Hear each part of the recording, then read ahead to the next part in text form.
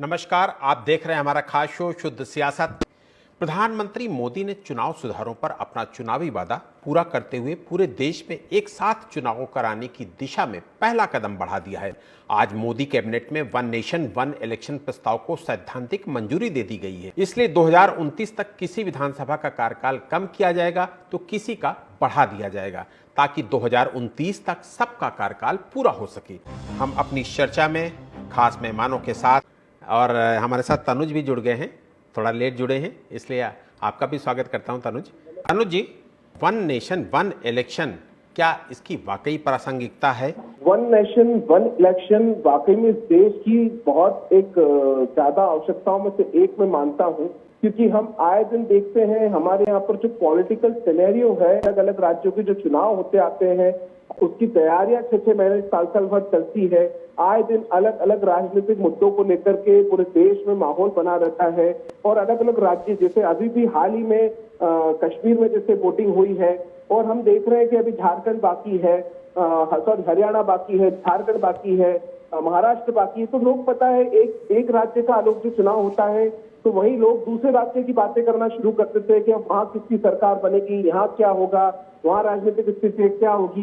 तो ऐसे में मुझे लगता है कि लोगों का ध्यान जो है वो अपने कामों से, दूसरी चीजों से भटक करके सिर्फ चुनाव में ही रह जाता है, दल और पार्टी के इसमें ही रह जाता है। ऐसे में एक जब माहौल पूरे देश में एक बार आएगा कि पूरे देश में एक वन नेशन वन इलेक्शन, तो वाकई में उसका जो जिस तरीके से हम एक त्योहार है, देखिए इलेक्शन वोटिंग करना भी एक त्योहार के रूप में माना जाता है। तो जिस तरीके से हम होली मनाते हैं, दिवाली मनाते हैं, उसका एक पर्टिकुलर समय होता है, या ईद बनाई जाती है, कोई भी त्योहार बनाया जाता है कोई भी धर्म का, तो उसका एक समय होता है, एक समय पर वो बनाया जाता है, वर्ष में एक बार आता है। इसी तरीके से जब एक देश एक चुनाव होगा तो उसको भी एक बड़े ही त्योहार के रूप में, मुझे लगता है बड़े सौहार्दपूर्ण तरीके से, और उसका जो माहौल होगा उसका आनंद शायद 100% हो और ज्यादा हो।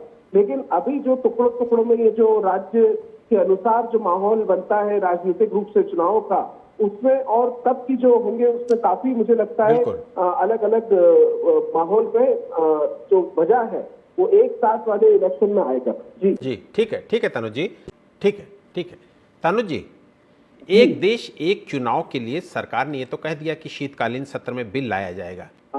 आलोक जी, आपको एक इतिहास में ले चलते हैं। 1951 से लगा करके 1967 तक जो है इलेक्शन इस देश में एक साथ ही होते थे। लेकिन इसका प्रावधान यही है कि जब दिसंबर में शीतकालीन सत्र लेगा लोकसभा का, उसमें इसको बिल के रूप में पेश करना होगा सरकार।